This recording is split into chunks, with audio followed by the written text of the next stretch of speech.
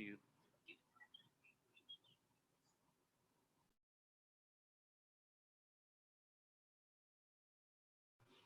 Sir, ba't i-on na da? Ba't i-on? Okay. Start ko lang mayo.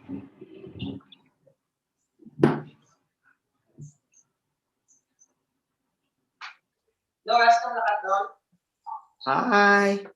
Hi, Sir Peter. Yes, sir. We're gonna start in a while. Okay.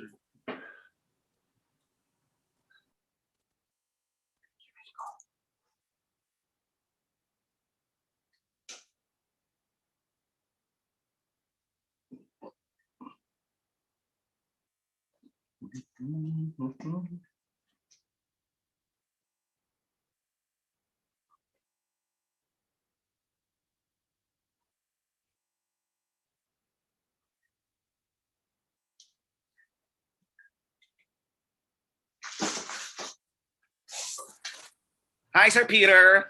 Yes, sir. I love your lipsticks. Huh? You really have red lips. Oh yeah.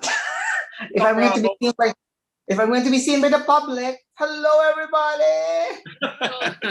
Hello, Sir Peter. Oy, mapuli na ko da. Okay, sir. Kita na kita. Yeah.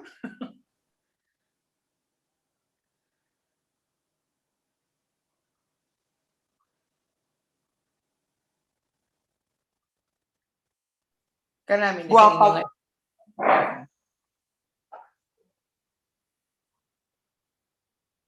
Sir Jimmy, good morning. Oh, with Sir Peter. Sir Peter, good morning. Good morning, Mr. Joey. Hi.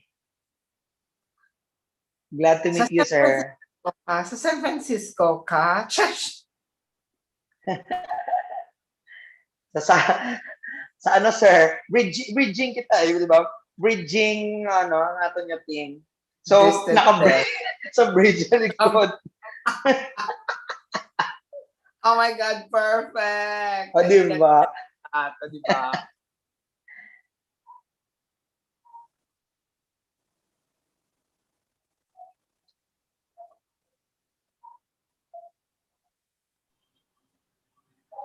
Hindi kita mabati, mas bala kong batian ang tingog sa, ano, sa Hello, live. Good morning. Naka-Sandoval Festival.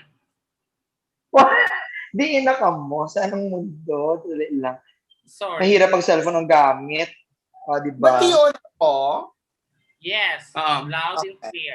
Sir Peter, loud and clear. Okay, perfect. Yeah. Dok Romy, nakasandok ang gidya dapat, ya. Daw sobra Dapat ka pa sa Sandoval Festival. Ay, sobra pa sa manggahan. sexy. Oo, kay kainit, gid man sa tutulang kainit di subong ha. 1 minute. Okay, sir. 1 minute. Okay, thank you, Sir Peter. Thank you, sir. Oo.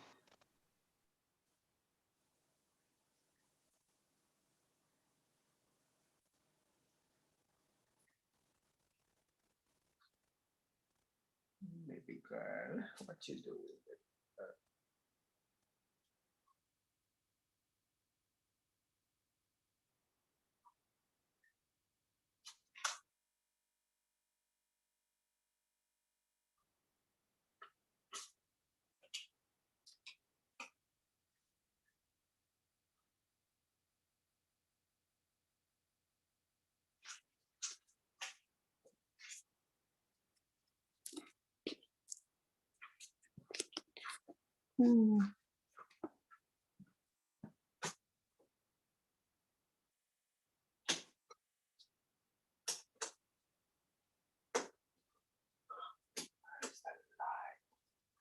Come siya, bete.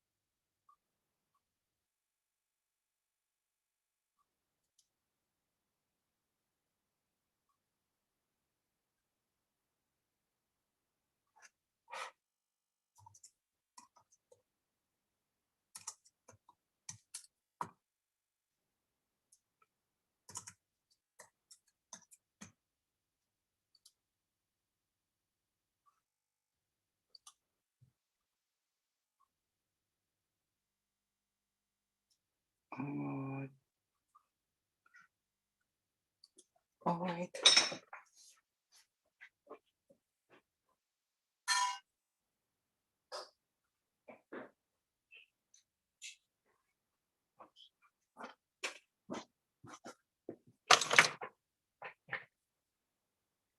Hindi na wanta di abi.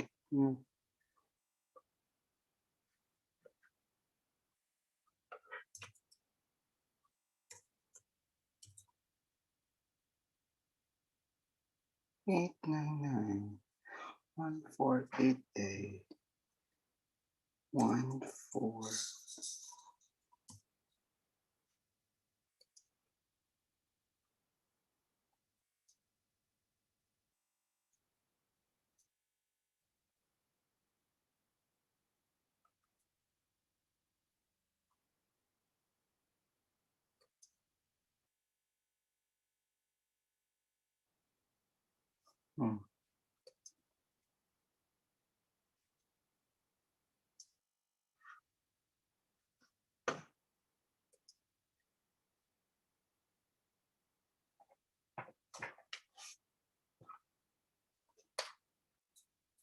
Get yourself.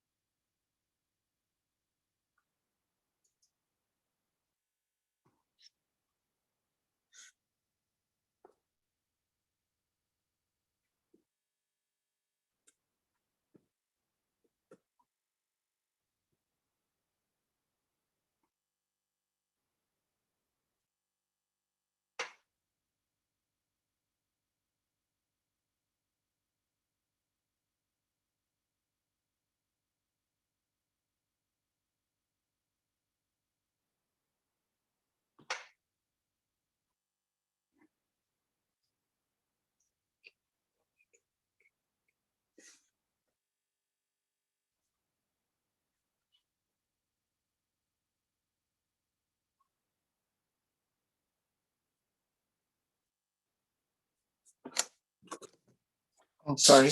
Oh my God. Okay. Let's see. Ganda yung camera. Good morning, everyone. It's another beautiful Saturday. It's almost time for all of us to have another exciting Saturday before we formally introduce to you one great man who's going to inspire all of us. And of course, the topic for today, it's going to be about bridging online communities, how important internet is. Still a part of learning is never stopped. Let's start first by having a prayer, followed by our national anthem.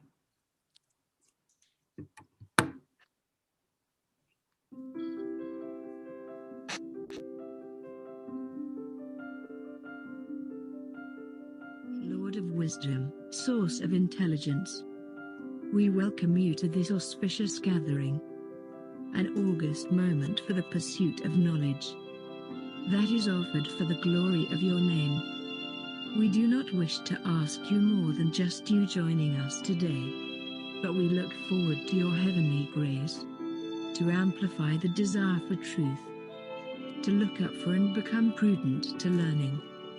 Keep us grounded in your love and mercy as we traverse a challenging path to keeping the inclination of understanding you and your most awe-inspiring creation. Be with us, O Lord, and descend your Spirit on us to maintain an earnest desire for knowledge, truth, and understanding you. the guide of the wise, the stronghold of the learned. This we ask through Christ, our Lord. Amen.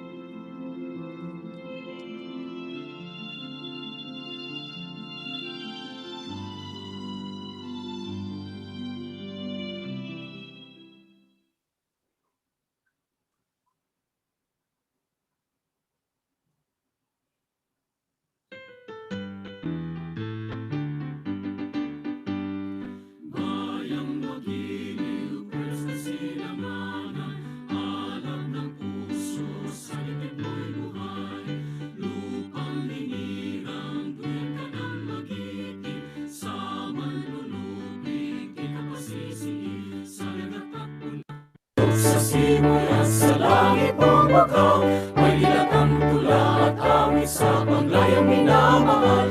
Ang isap ng wataw at may tagumpay na nagniningning, ang bituin at araw niya kailan pa may naging magdidilim.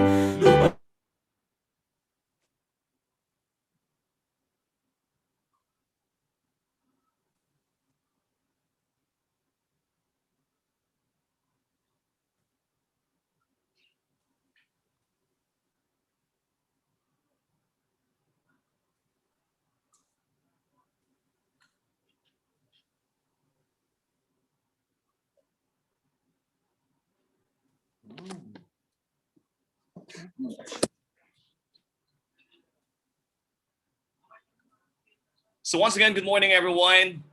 Wow.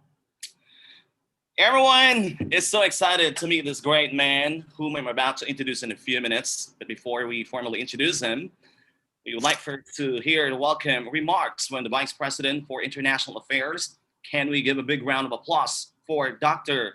Gabriel C. de la Llarte?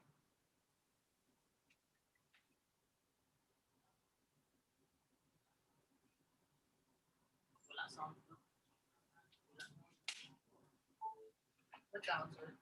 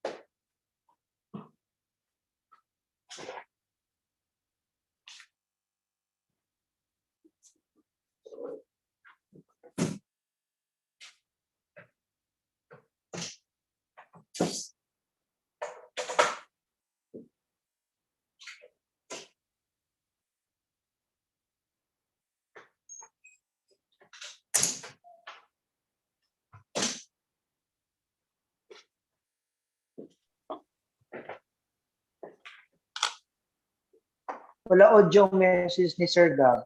Creation of materials, researches, and written academic or art works. Publication is very important in the academe. It has become the standard for professorial positions, a status symbol among colleges and universities, and a criterion among accrediting agencies. Together with internationalization, it is the next big thing. Therefore, we will be listening to an expert par excellence, and this will be a publication is very important to all participants. It has become the young or old for professorial positions, status symbol among colleges and universities, and a criterion among accrediting our agencies. Schools, colleges, and together with will be very proud to apply. It is the what we will learn from this 3-day affair. Therefore, we will be listening to an we are so thankful to our esteemed speaker, and this will be a publication very important to Dr. Lilian Parenio of the heads of schools and institutions for allowing the participants, and of course, Dr. Romy B. Moralista of IURI Learning Center. Dr. Moralista is a dynamic researcher and extensionist who shares his passion for research and extension with others who need help most. He is multi-awarded and is recognized internationally, and those works are cited by other authors. He gives out awards in Dr. Romy B. Moralista Awards. He invites speakers on research extension and publication in order to fulfill his advocacy together with the board and officers of IURI, who is to sow the culture of research, extension, invention, and publication to others at very low cost. Guimaras State College is a very promising educational institution in its locality and was established by the government to develop the island. We are so thankful to its leader for championing this cause. Again, thank you, Dr. Parinian, and of course, our dear Dr. Moralista. To our beloved participants, thank you for attending this life-changing webinar. Finally, to Almighty God, for us to realize this event, because without Him, we can do nothing. Congratulations, everyone, and God bless. As an officer of the IURI, and in the name of our President, Dr. Romeo B. Moralista, I cordially welcome you all.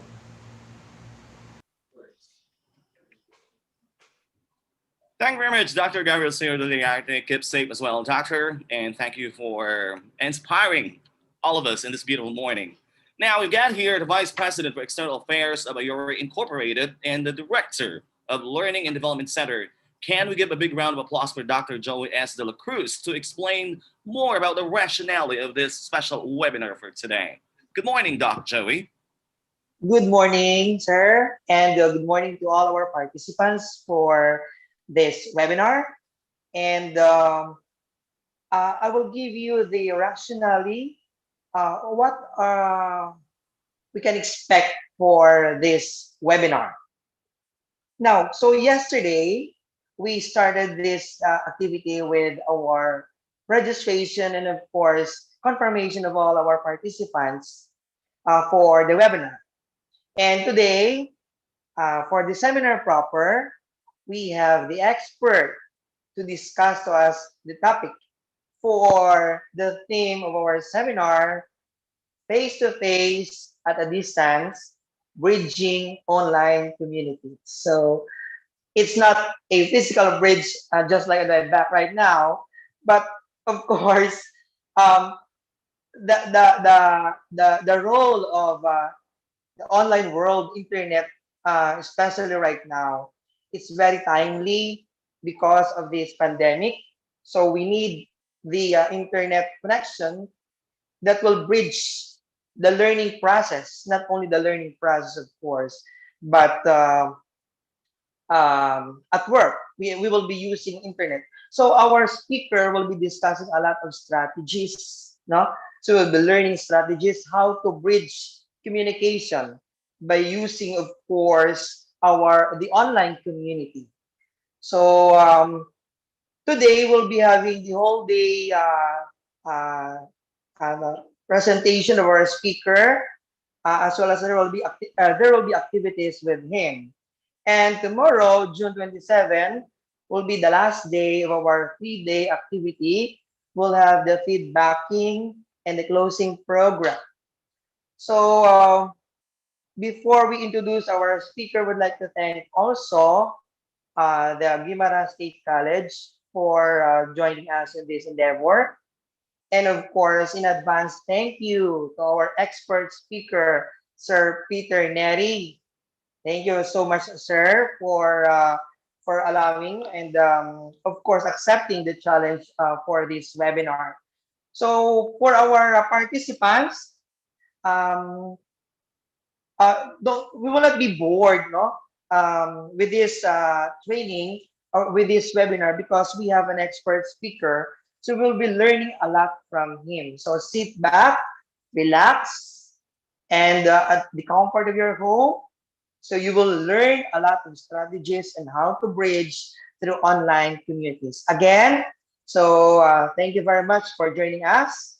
And going back to our host now, Sir Jim.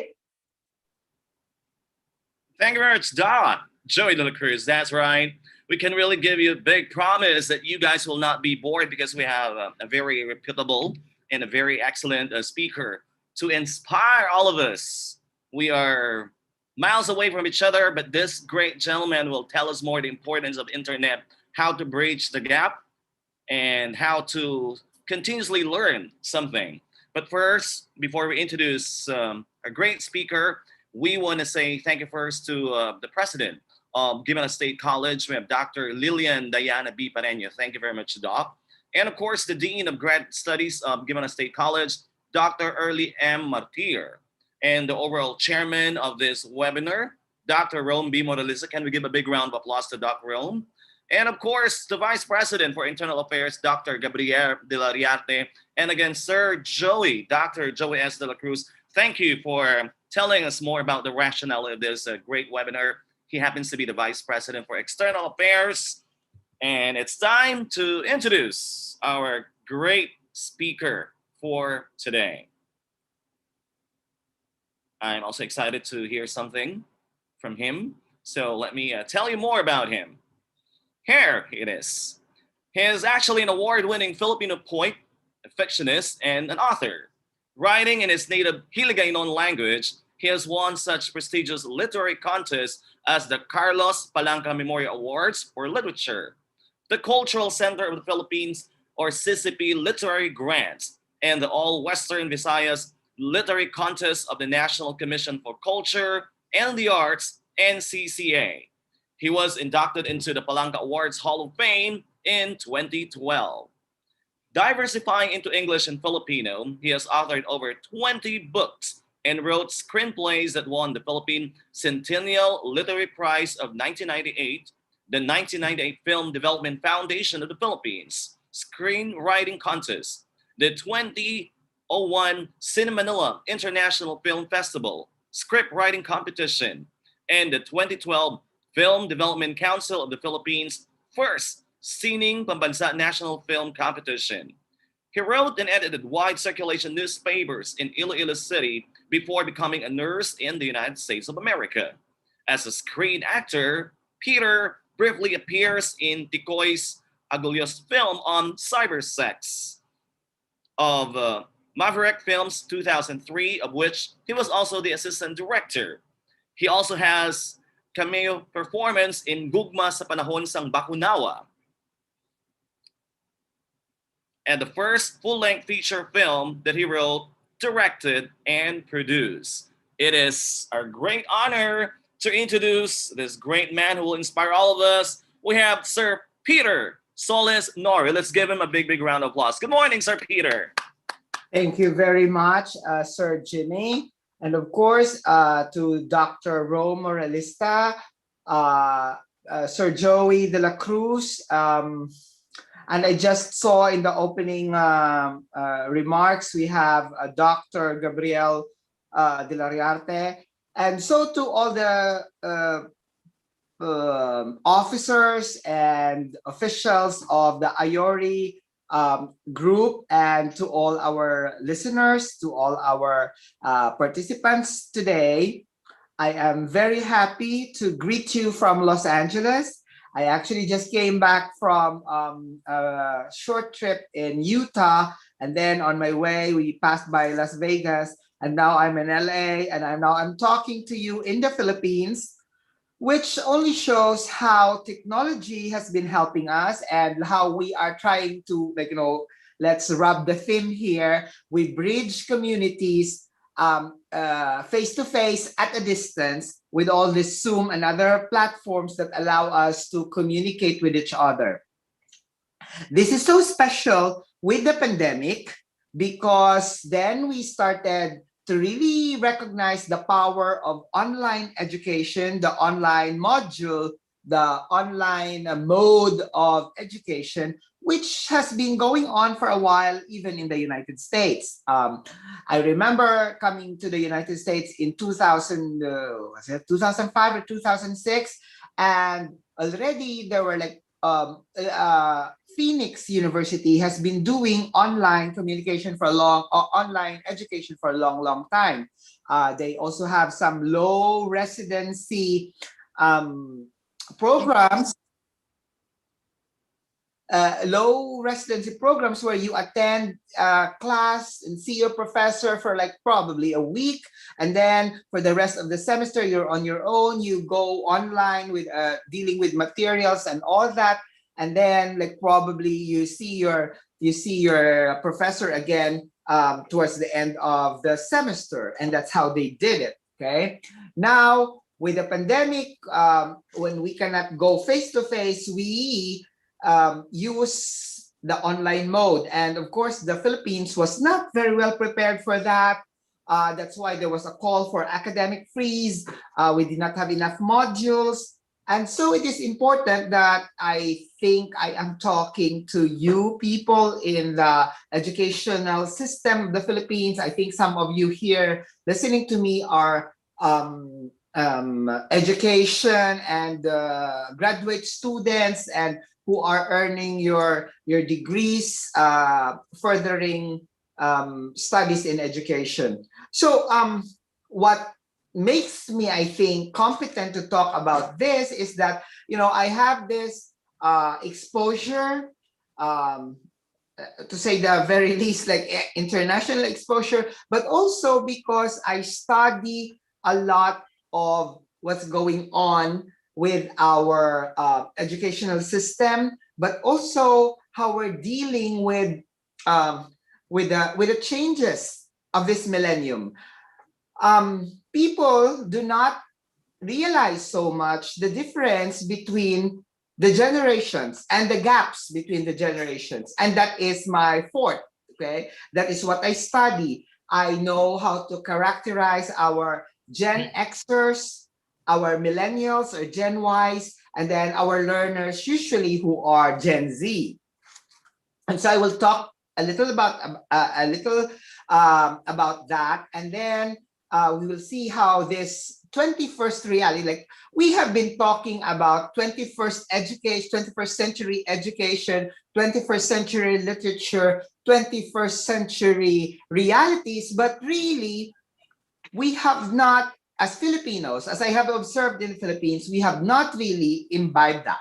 We are still rooted in the traditional practices and traditional way of thinking, and that affects how we educate our students. But our graduates are dealing with different things in this new millennium.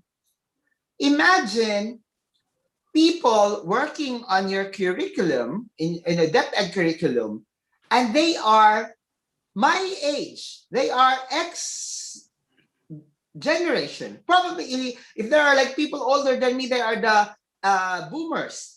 Okay, there are people who were born after the war. They have a different mindset. The Gen X, I'm 52 years old this year, and I have a different mindset.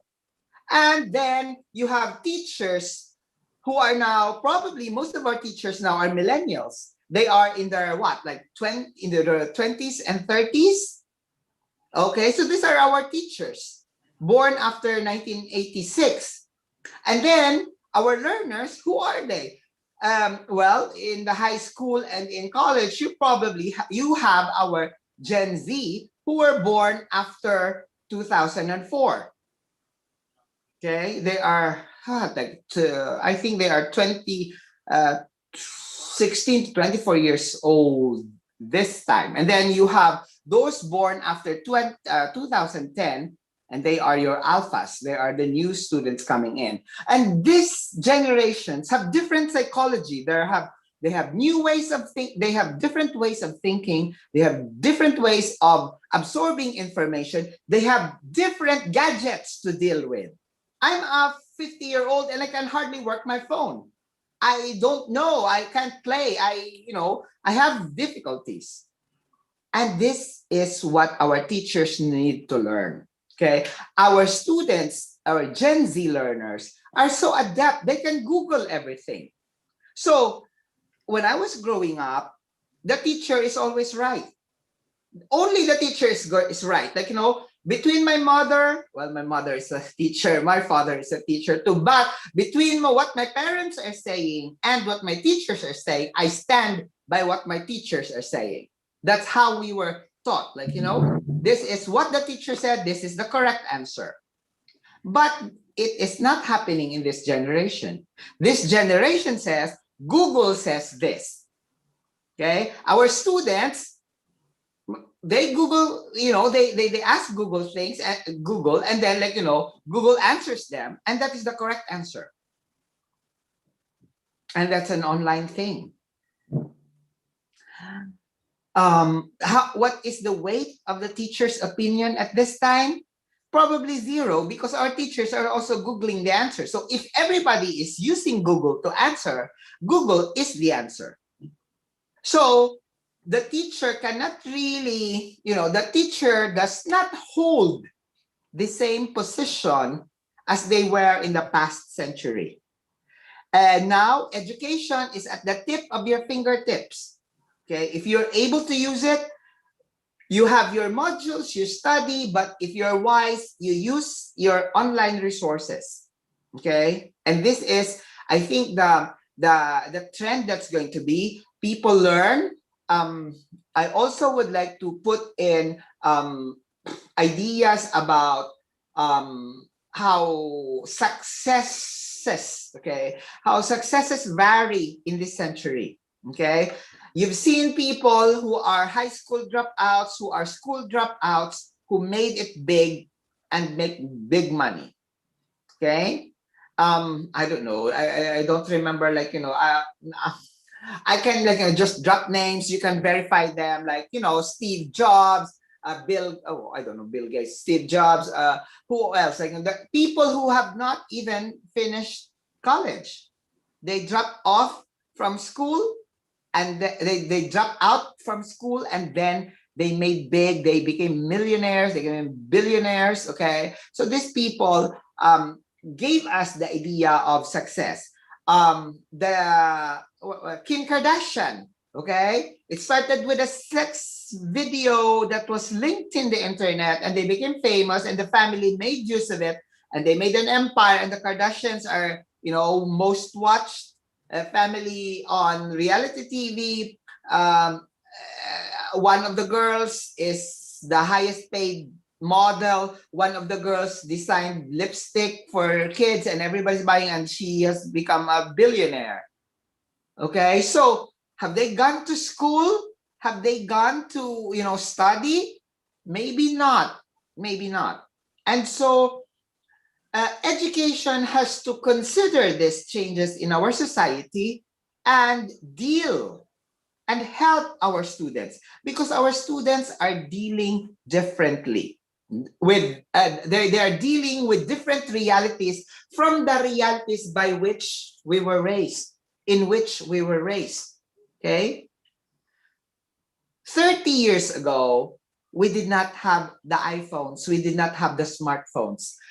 20 years ago, we had internet, I guess, in 1985. But in the Philippines, it was just like the corporate communication and all that. It did not really created an explosion until about 2000. Okay, Y2K, when we started using the computers, and remember the I Love You Too virus, the Y2K virus, and everybody was worried that the computers will crash. But in the 1990s, we used a computer. We had the internet. We had the Friendster. Oh my God, I'm so old.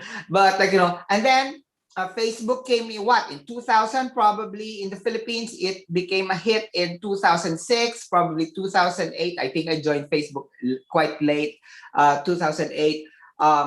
I think it has gone international in 2006, but I think Facebook was invented in 2004. So all these things, these are new realities. Okay, and the pandemic has shown us that number one, we can be our own celebrities. Okay, crazy people making crazy videos.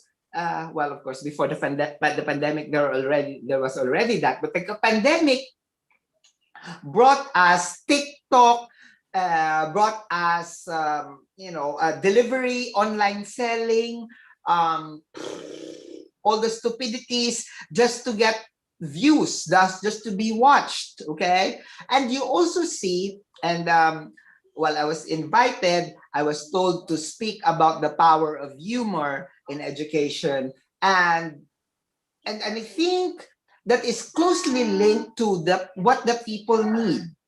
Okay, the people need. Okay, where my iRobot? Just a little bit. Tiffany, can you help turn this thing off? The iRobot. I think I turned it on. I don't know how to turn it off. So that's my niece right there. I stepped on the iRobot, and this is the machine that cleans the floor, and I don't know how to deal with it. And that's an example of what I'm saying. The young generation, the Z generation, they know so many things that my generation, X generation, does not know about. Okay, and you have to deal with these things. We have to address this in how we educate people. Okay, you also have to understand the power of the internet, that people can talk. We're talking about bridging gaps and face-to-face, but also just the power of the internet when people put in their creative thoughts, the creative ideas, information, and everything. We call the internet as the information superhighway because everything is put right out there, and then people reach them when they use their online resources. Okay, so there is almost nothing that is not answered by the internet. Okay, sex scandals, porn, creative stuff. You want to see art in a museum, you can have an online tour. You research your history, they come up. But the problem with this technology is that there's also the proliferation of fake news, alternative truths. So we don't know. People like panicking about the virus and the vaccine.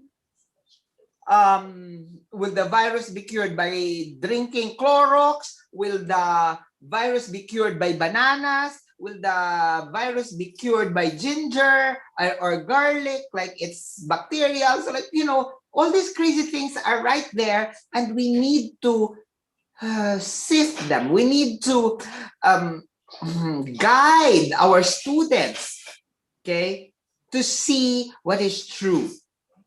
Our histories are reinvented. Philippine history, they're not teaching martial law. They're not teaching what happened. So, and our students, because they feel so powerful, they're so empowered by technology, they feel that they reinvented the world. They feel that they invented the world, that only they know the world better.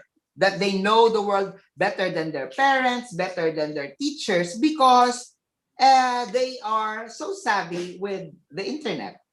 Okay? My nieces, my nephews, they use the internet so well, much better than I am. Probably they are like 10 times more proficient. So they think that they are so powerful, that they know everything. But again, because so many stuff are being floated in the internet, sometimes they get the wrong information. And that can lead to miseducation. And that can lead to the youthful arrogance that we see online, how arrogant our young people are because they think they know better. Just because their parents are so slow with Facebook doesn't mean that their parents do not know anything.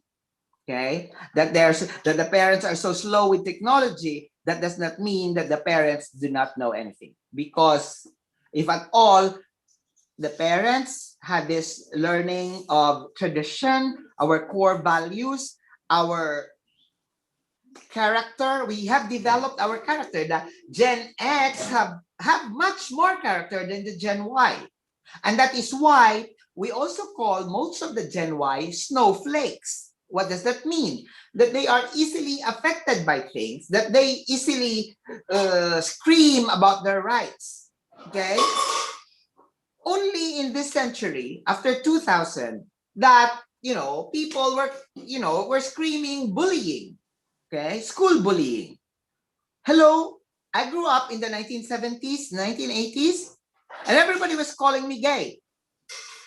Everybody was taunting me and calling me gay, but and all that. That's bullying. But did we have a word for it? No. Okay? So, and then everybody is into rights. Everybody has rights. Now, I quarrel with the young people online, and they're screaming that prostitutes now have rights. Like, no. They're not prostitutes, they're sex workers, and they have their rights. So, and you cannot, and I don't know, in one passing moment, there was like, I saw a call boy, an online call boy, earning so much money that he built a 1 million peso house or something like that. And there's nothing illegal about it and it's not called prostitution because they're only thinking of prostitution as somebody exploiting. So if he's doing it for himself, he's just a sex worker. He's not a prostitute. But in the past century, we know that that is clearly prostitution. Using your body, using your sexiness, whatever, to get money. Like, that is prostitution. Clearly, that is prostitution. But now they have redefined and called it sex work. And now sex workers have fucking rights. I'm sorry for the fuck word, but they have rights. What the hell? Like, if I'm paying you, you're not a person to me. You're an instrument. You're a pig. You're, I don't know, an animal. Like, you're an object. I'm paying you, okay? And therefore, your right ends where my penis begins. Like, if I'm paying you, you're not a person. If your services for me are to please me sexually, then you're not a person. Why am I going this? No, but this is so part of it. Because as I said, the young people are screaming rights, rights, rights. Everybody has rights now. Black Lives Matters now. Of course, and then you got Asian hate, so you got Asian lives matter. Fuck! I'm sorry. Again, I'm sorry with the word. But that is part of this 21st reality. Everybody says, in the Philippines, they say fuck shit, and it's like nothing. And they try to disguise amputa for angputa or something. And yet, that passes on. And you see that on social media. Everybody's saying amputa and AMPOTHTAH, okay? They spell it like that, but we know what that means. It means ang puta. And we know what that means. It's the prostitute, okay? And we know what that means. But, they have created this internet lingo, and it goes through Facebook. When they say pak shit with PAKSESHET, pak shit, we know what that means. It means fuck, the two words fuck and shit put together. And they really mean fuck shit. Okay, so all this guy says, okay, people have to see through them. And that's why I think I am able to say strongly and have a strong opinion on this matters is because I see, and somebody has to call it. Somebody has to to be brave and to be smart to criticize this. Okay, and that is your role as teachers. Like, if I'm talking to teachers and school administrators, that is your role to call people out. Okay, so we cannot just be asking for rights and all that. There is only one right that we need to respect, and it's human rights. Okay, whether it's gay rights or ethnic rights or race rights or age rights, I don't care. It's all just basic human rights. If everybody respects everybody as a person, we don't need to distinguish whether that person is gay, is black, is Asian, or is young or old. Okay? Even children's rights is human rights. So, but our century, and this is where it gets interesting. This century, the 21st century, that 21st millennium, the 21st century, the third millennium is so exciting because of there is this paradox of the world getting smaller because of the internet. And what's going to in Africa, what's going on in Australia, what's going on in Europe, okay? But also, so the world is getting smaller, but also it is getting bigger, okay? Because here in the Philippines, and what's happening with me in Los Angeles, what's happening with me in New York, what's happening with me in LA, in Australia, wherever in the world I am. And what's happening also about other people in other places. So it's getting also bigger. But again, while the internet aims for people to get connected, we're also becoming disconnected because, sometimes in a dinner table, everybody is eating. You're supposed to be eating. You have, spending time with your family, and yet everybody is on their phone. So how disconnected how disconnected can you be with that? Like, you're in the same table, okay, you're sharing a meal, and each one is on his phone. The other day I went to a restaurant, and we had and I was asking for a menu, and they're saying no, you just have to scan that thing. They have this a barcode. You scan the thing, and the phone gives you their menu. And so what the hell? What happened to those paper menus, right? So these are the interesting things in our century. We put names, we create names, we just create things for convenience. It's all about convenience. And this is the sad thing when everybody is looking for convenience. Like I told you, I stepped on this machine, and it's called a robo cleaner or something. Then you just press it, you leave it, it cleans the house. Whatever happened to a broom and a dustpan, right? So with all these things with convenience, a little pain, a little exercise hurts our students. Okay? In the Philippines, people used to walk 1 kilometer from home to school. Now, people don't walk. They have pedicabs, they have tricycles, okay? And they pay what? Like 10 pesos to go to school. How lazy have we become? And people do not walk anymore, and now they get sick early because they don't have exercise. They get so fat, and then they get diabetes, and because they order this stuff, like, in the beginning, when you want a donut, you make a donut, you bake. And now you just buy donuts, you order. You don't even have to get out of your house to buy donuts. You have them delivered. And so you deliver so many food, and you eat, and you don't exercise. Hello, diabetes, are you there?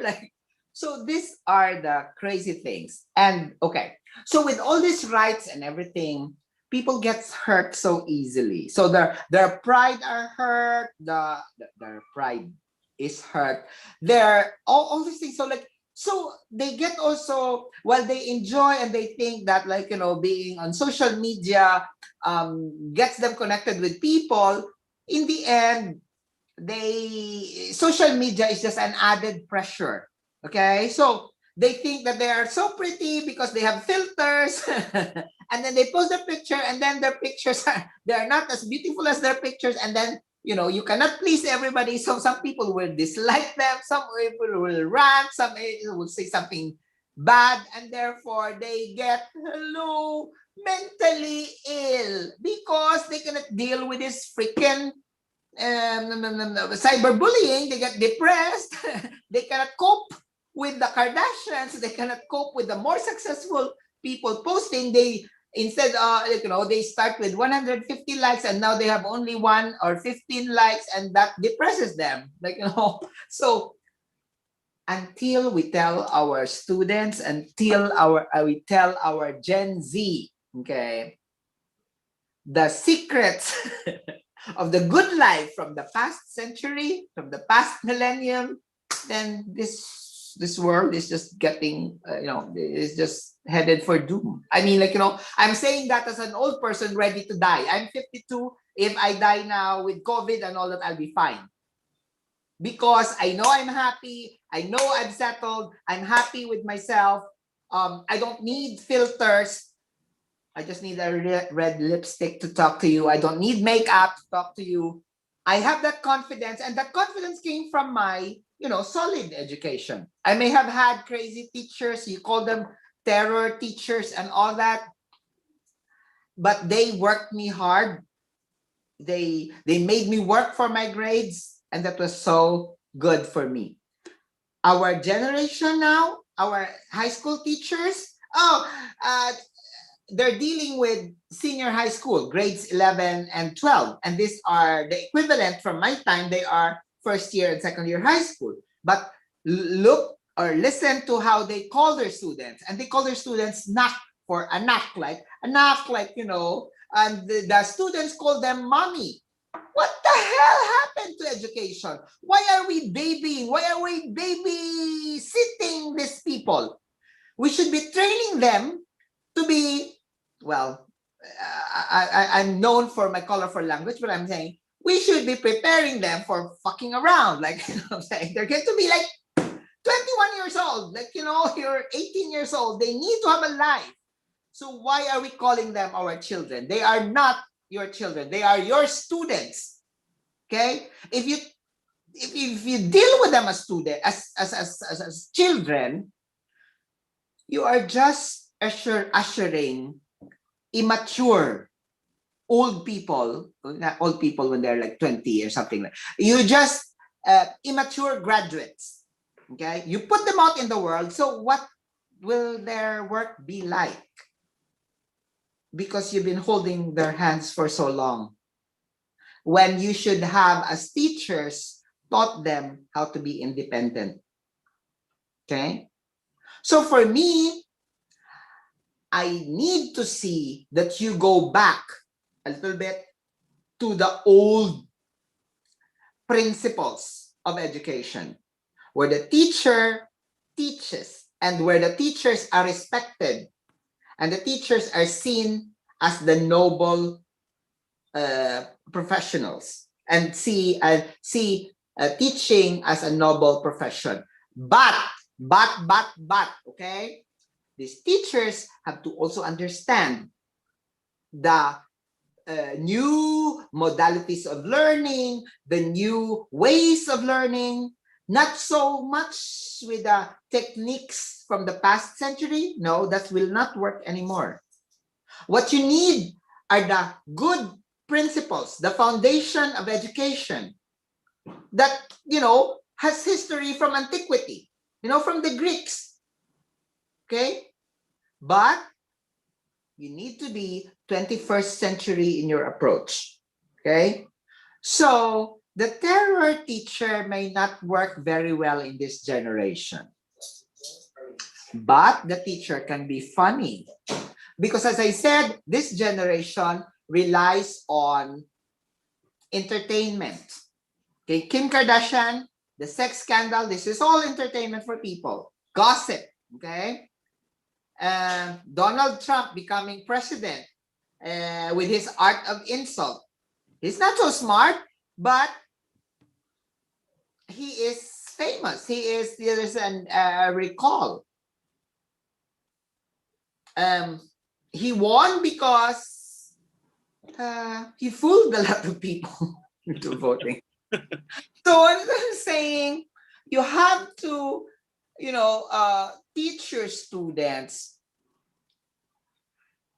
the good values of our past century, but just be open, with what's going on also. So sometimes we need to weave, as a Catholic, okay, I have always admired the church, the Catholic Church.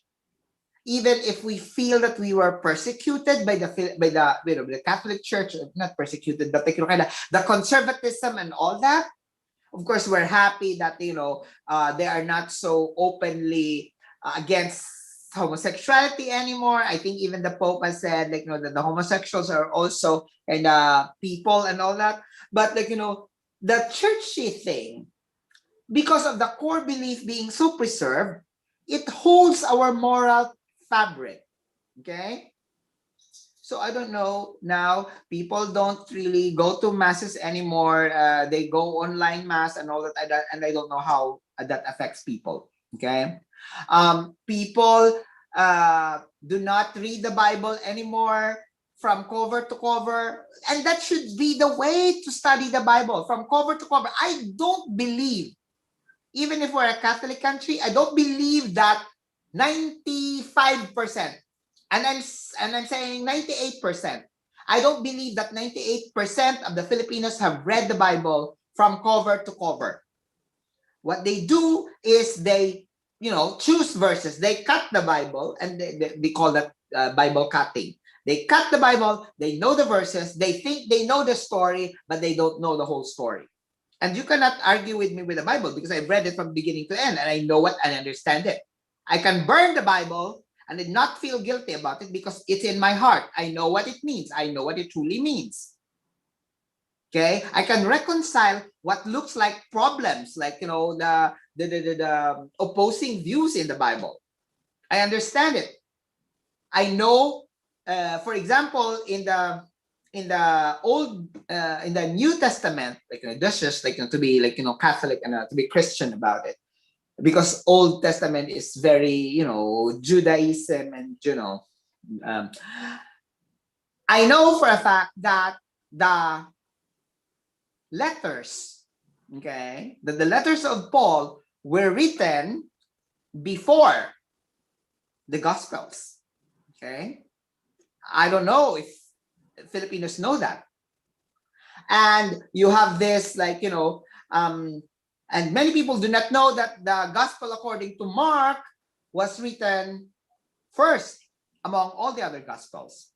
I think the order is, I don't know, I'm not sure. I think it's Matthew, Mark, Luke, and John, but the first book, the first Gospel is, the first Gospel that was written was the Gospel according to Mark, and the last is the Gospel of John. Okay. And the Acts, okay, of the apostles, were written way before this this Gospels. So what was that thing? Why did I go there? Oh, I went there because I said that I appreciated how the church were slow to change. Can you imagine if the church changed its morals so easily? We would be doing everything that we want. There will be no order. But this is the thing, where you're in a society, you give up certain rights. And that is this is from Aristotle, from the Greeks, for the society to work, you have to give up certain rights so that you can have order. Otherwise, if everybody is just allowed to do what he wants, what she believes, everybody is just allowed those things and go run free and all that, there'll be chaos. If you want order, people have to surrender certain rights. Okay? And for me, if there's just to be order, the prostitutes have to be treated as prostitutes. So I'm so crazy this way, but if you think about it, like, I'm probably on the right. And I do this because I listen. I retired myself 7 years ago. I retired myself from nursing. I observe people online. I study a lot. I take master classes online.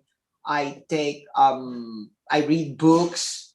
Many of my new ideas I've even put in my literature. So, like, I write stories, and I think that's the reason why I am a most awarded writer in the Philippines, as a playwright, as a fictionist, even as a poet, because I put what I learned in my work. Okay, so it's not all imagination. It's fed. What I write is fed by my experience of life. But by the movies I've seen, by the theatrical performances I've seen, I attend the opera, I watch rare films, I read hard to find books, so I know more. And therefore, when I use what I learned in my artwork, in my literature, of course, they are sometimes new to Filipinos, and that's why, they think that it's most original, and therefore I win the awards. And that's why I feel that I have so much to share. That's why I think I'm a very effective speaker, because I know so many things and I'm able to, put them all together. Remember that I trained as a scientist. Okay, I had a degree. I graduated BS Biology at the University of the Philippines. Okay, I was hoping to be a doctor. It did not happen. But after that, I earned an associate degree in philosophy. I studied to be a priest. Okay, at the Christ the King Mission Seminary, the one in E. Rodriguez Avenue in Quezon City. After that, I took units in education. So I know, your evaluation and assessments, yada, yada, yada, philosophy of education, I don't know, all those other stuff.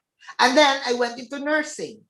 So I know about psychology, I know about mental illness, I know about how our body grows, how our, physiology, and, so as a scientist, but also as an artist, like, I'm able to and that religious and spiritual thing, like, I've studied other religions too, like, I did not just, like, study to be a priest, but I studied Islam, Buddhism, and all the other religions in the world. I even studied Wiccan, and, like, if people remember way back in the probably, what was that, like probably early 2000s, like, the first decade of 2000, I was card reading. I was face reading. Like, I have the talent, like, you show me your face, I look at you, I tell you your personalities, I read your personalities, I know what your problems will be, I know how you're gonna solve it, I know how you're gonna talk, I'm a good matchmaker because I know which people will click. Okay, I study a little of horoscopes and all that. I read cards, the oracular cards, like, I am in a way multidisciplinary and I think that's what it is called, multidisciplinary, and that is a character that we need to know in this century, to survive in this century.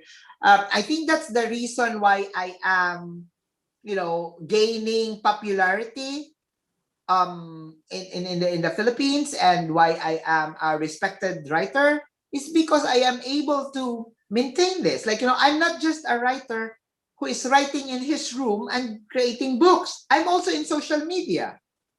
And some people may think that I am social media savvy because, I scream, I fight people with the media, and still I'm not blocked, because I know how to thread the lines. I know where I'm overstepping. And that's why in my Facebook posts, I may post something very serious, but I've never taken down any post because they violated community guidelines. Okay. And if Facebook removes some of my posts, it's their fault, not mine. It's their stupidity, not mine. It's their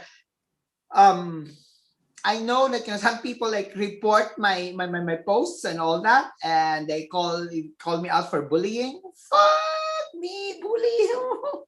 I've been bullied, my God, and you think me to bully you? If I'm bullying you, there's only one reason, and that means you're stupid. I'm not gonna bully anyone, but I'm gonna bully a stupid person. If you're ignorant, I'm gonna bully you, because there is no reason to be ignorant in this century. Okay, everything is at the tip of your fingertips. You can learn, and there's no reason to be stupid. There's no reason not to know the truth. There's no reason not to be updated with the news, with history. There's no reason to be ignorant about history. There's no reason to be ignorant what it means to be human.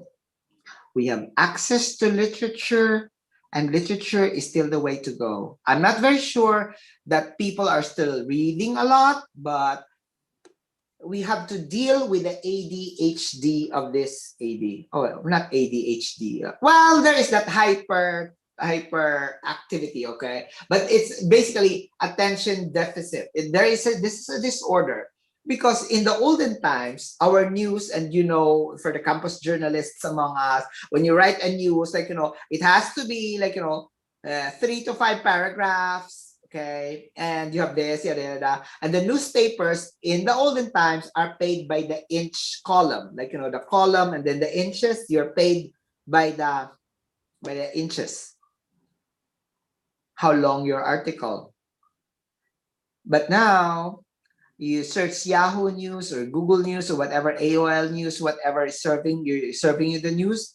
The news is 2 sentences, 2 paragraphs, 2 sentences, because that's the only thing that people can deal with.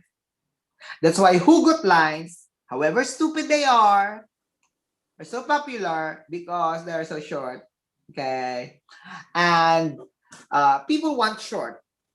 Except, if they are into sex, then they want something long. But everybody wants everything short, like bite size. Bite size, and then we're in swallow size.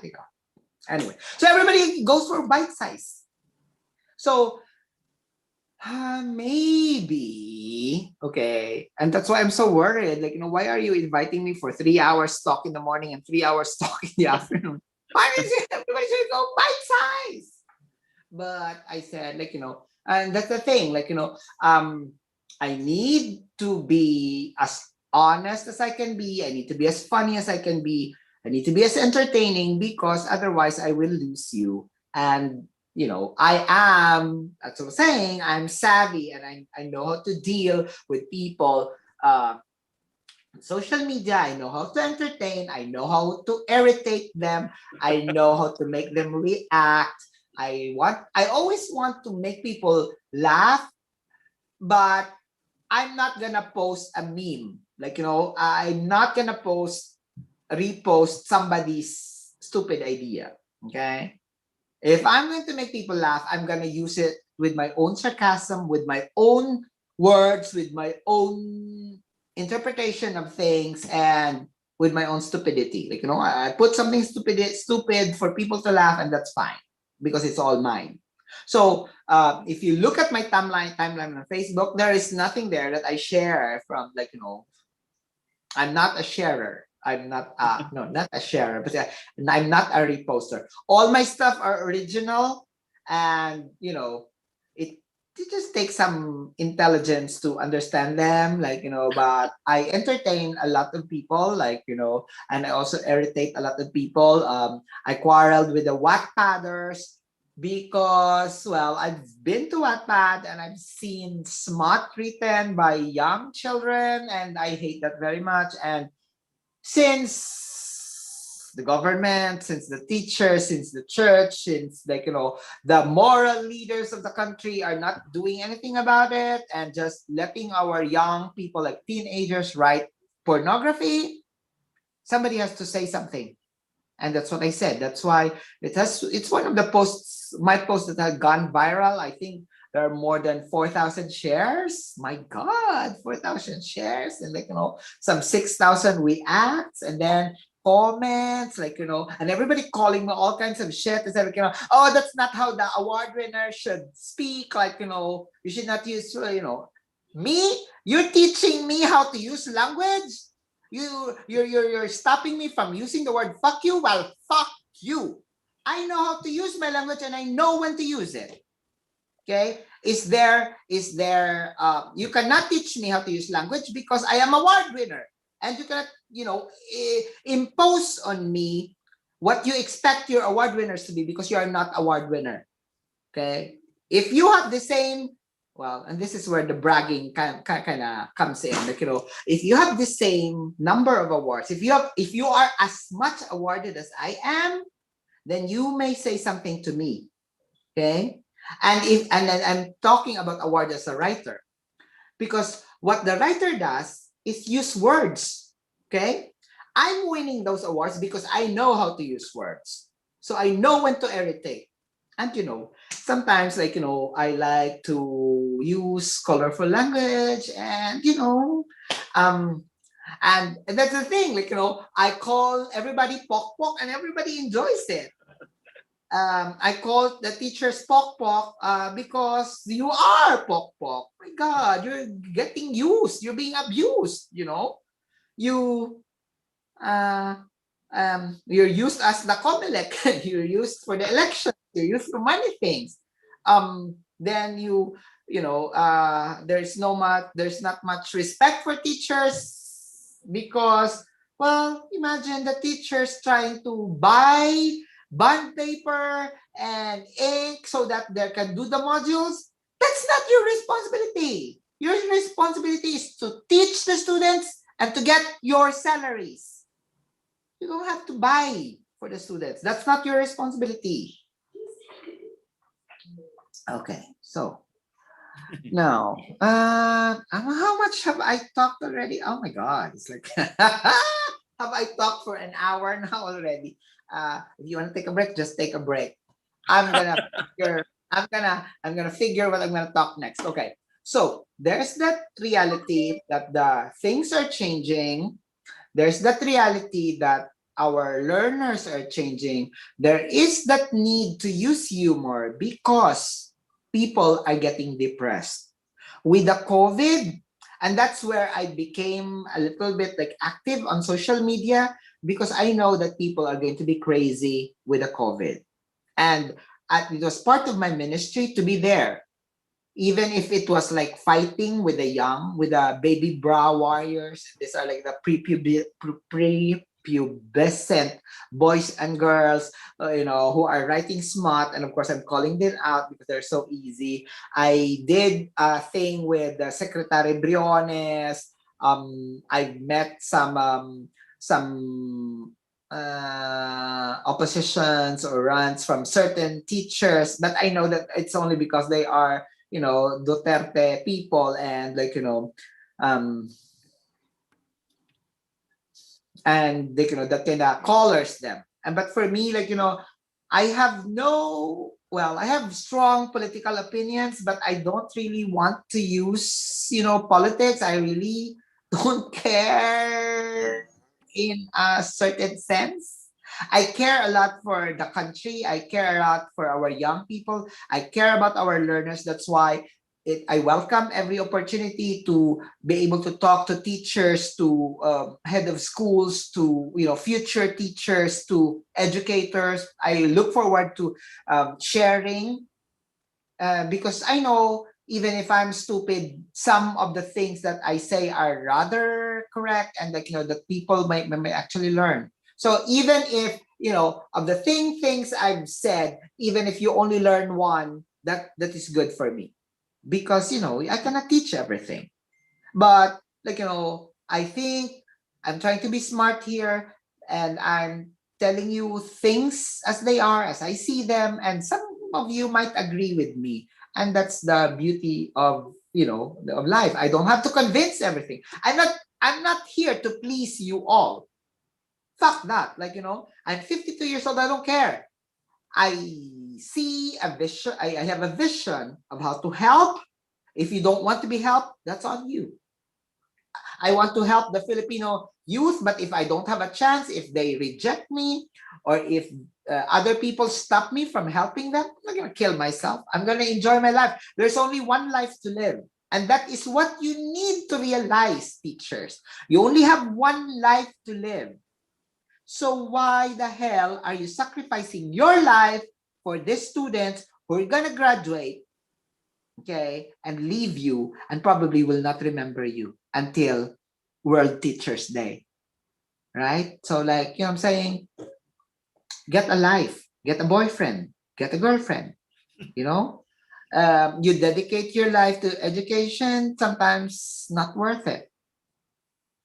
Especially now that the young people are feeling that education is just a burden for them, because you cannot blame them. You got examples of people, of dropouts who became very, very successful, who got more money, richer than their teachers, you see. So I I I have high respects, and I do believe that teaching is a noble profession. Both my parents were teachers. I'm a teacher. I'm an LPT. I'm a licensed professional teacher. I passed the board in maybe 2003. I don't know. I have a PRC card. It's not renewed, but I'm pretty sure that I can renew it if I want. But do I want that? No. Do I want to teach in a university in the Philippines? Probably not, unless they give me probably honoris causa, and they give me honoris causa PhD, like the Doctor of Philosophy in the Humanities, Doctor of Philosophy, honoris causa. So if I can use that, then I want to teach as a doctor. They call me Dr. Peter Salas Neri at the Guimaras State University or something, or the Iloilo State. What is ISATU? Iloilo State something, or ISCOF, if it turns into a university. But I am happy with my life now. I think and this is the thing, because of the online thing, because of the face-to-face at a distance, I can influence a lot of people even without the school environment. I can have my own YouTube channel, and I'm hoping to do that when I get to the Philippines. I have a team with me in Dumangas, so I can, that's a possibility.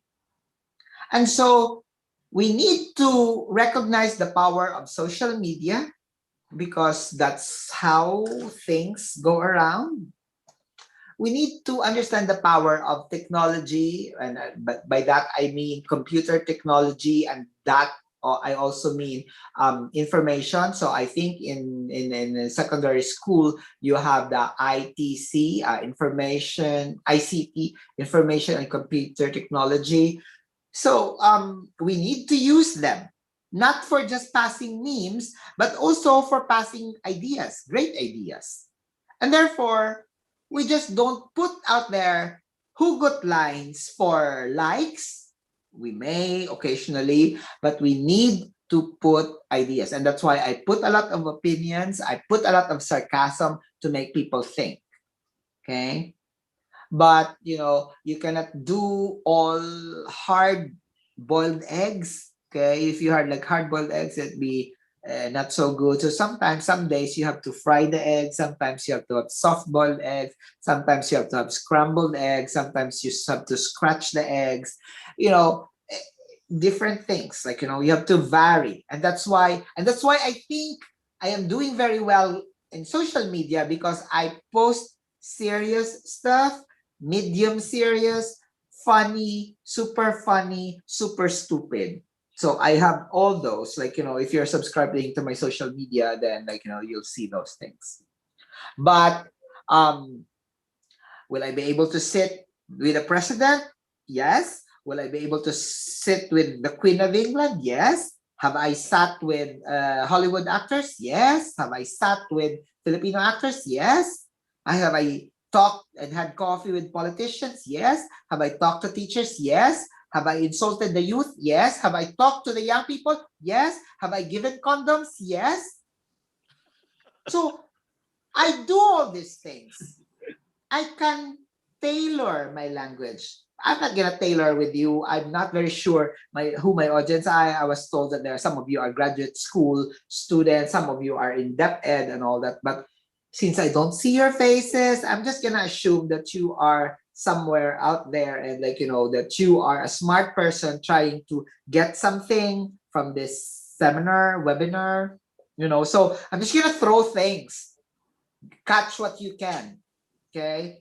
And if you're smart, I'm pretty sure that you will absorb some of my philosophy and you will know my philosophy. And the biggest in this philosophy is that there's only one life to live. The world is changing very fast and we are living in interesting times, and therefore we need to deal with it or flow with it. We need to be strong on certain points. We cannot just be going with the flow all the time.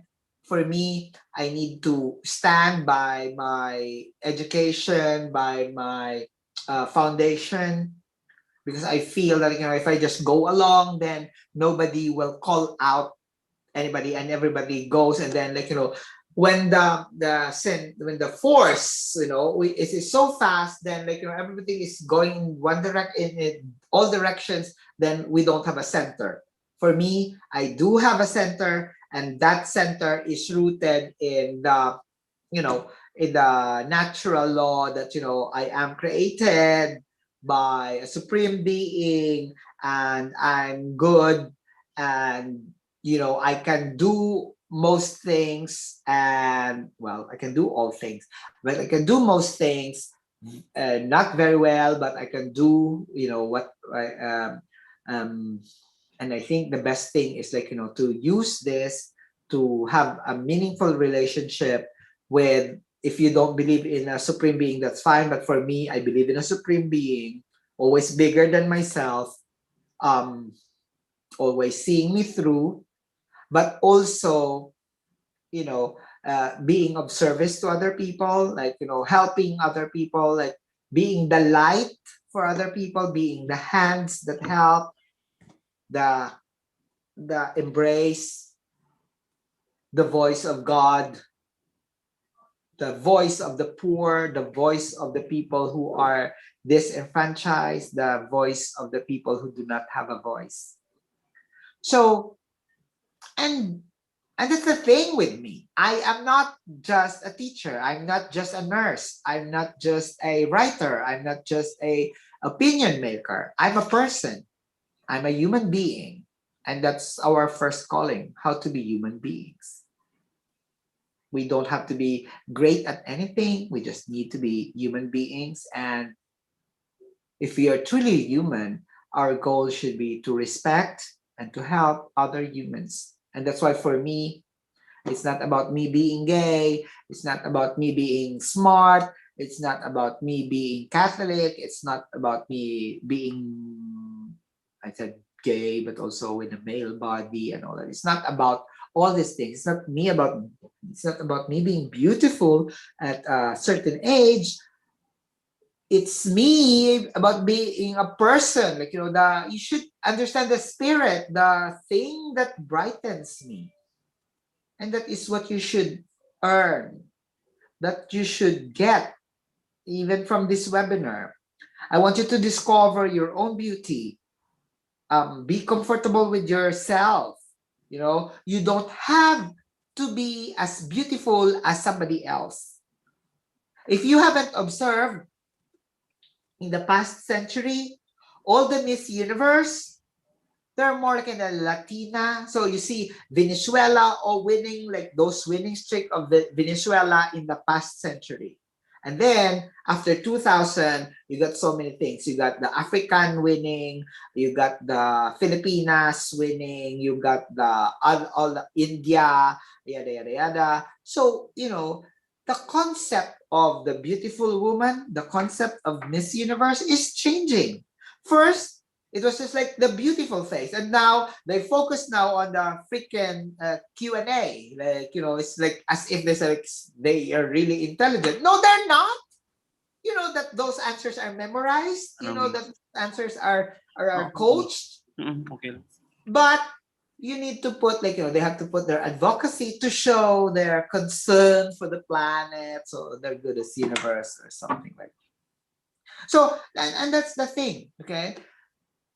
You need to accept yourself. I'm going back to that lesson of there's only one life to live. But if you use it as service for other people, that's great. But do not limit yourself with service. Attend to yourself. Attend to your health first. In fact, you need to take care of yourself. If you're a teacher, if you're an educator, you have to take care of yourself before you can better take care of our students. When you take a plane, when you board a plane, you are told that in case of emergencies and oxygen masks will drop from the ceiling. Put on your mask first before you help other people, and that's a big thing. And therefore, I also kind of enjoy, if you are an educator, I enjoy that you are able to talk, that I'm able to talk to you, so you can see this, because I want you to take this as a break. I know that in most academic or school-based seminars, webinars, there is that certain expectation for that which is structured and should be technical and should be kind of professional, okay? And therefore it's all put on, it's all scripted, it's all yeah, that's the best word, scripted. It's all chosen ideas. As you can see, my talk is less structured.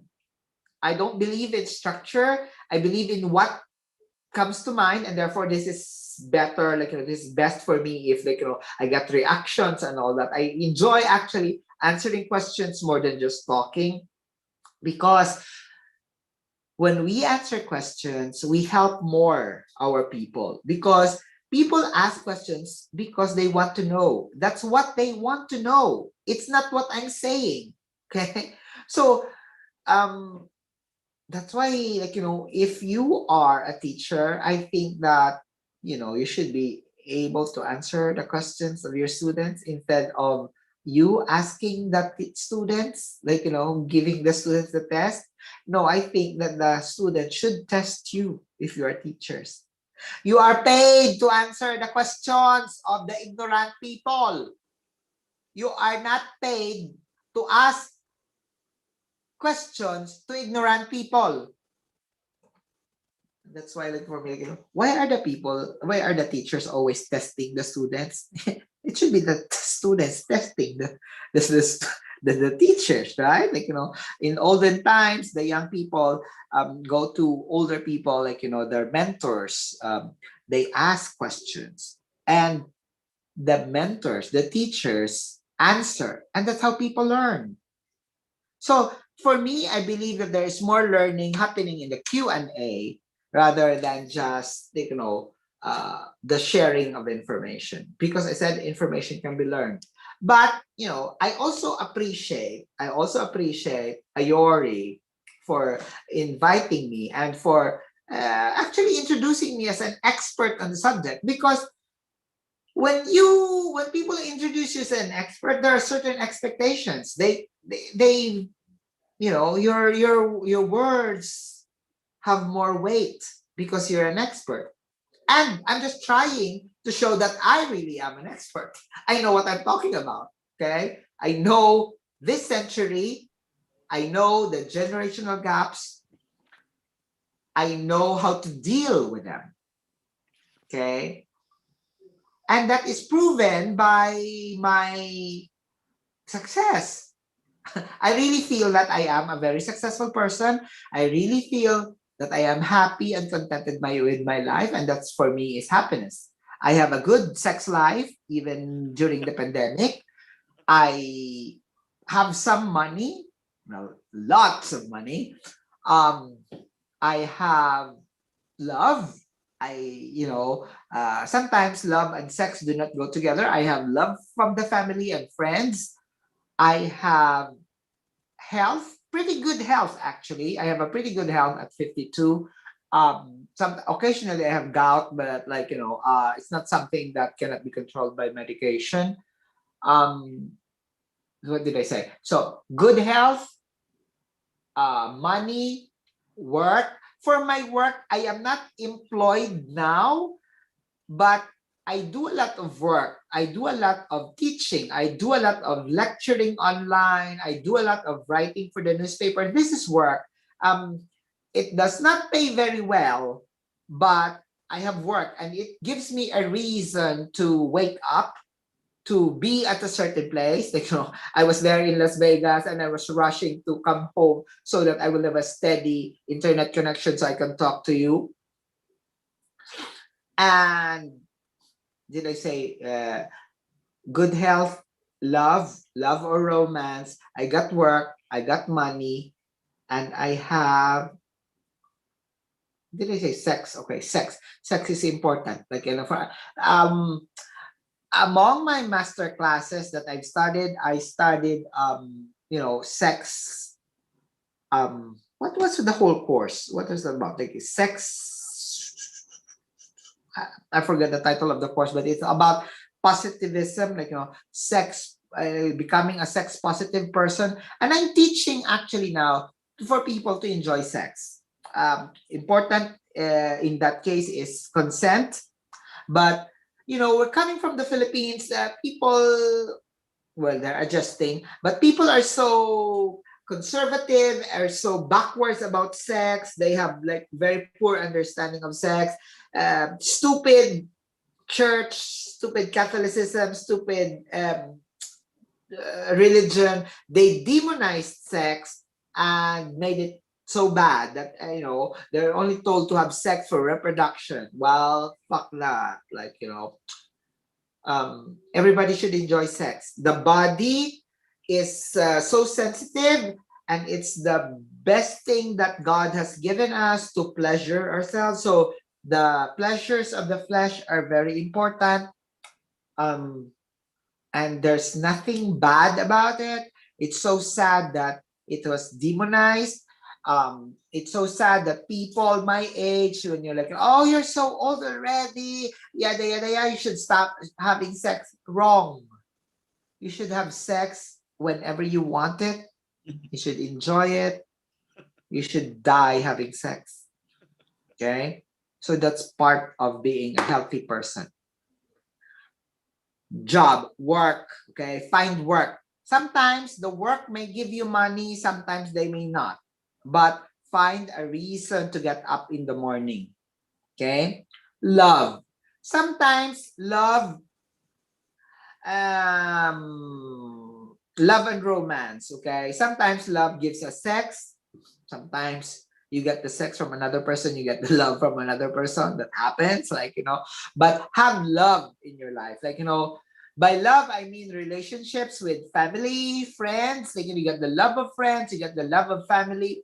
And for family, I do not only mean biological family. Sometimes your biological family may fuck you, and they're a big burden to you. But you have your logical family, the people that you choose with your mind, the people that you choose. I always hear this in the context of LGBT communities. If they are disowned by their families, they find people who will accept them for who they are. Yeah. So those are your true family. These are my logical family. So sex, again, work, and then I said love. And then I'll say good health. Take care of your health because your body, will break down. It's like a machine. I'm 52. My body is breaking down, but I've basically been very healthy all my life. I've not been drinking a lot. Well, I'm drinking now. I'm not really high on alcohol. I don't smoke. I don't really abuse my body that much. Probably I eat a lot of sweets or something, but I have a sweet tooth. But life is too short, so like eat dessert. I always enjoy my dessert. What the hell? And then I told you about money. Money is important. I am not a very materialistic person.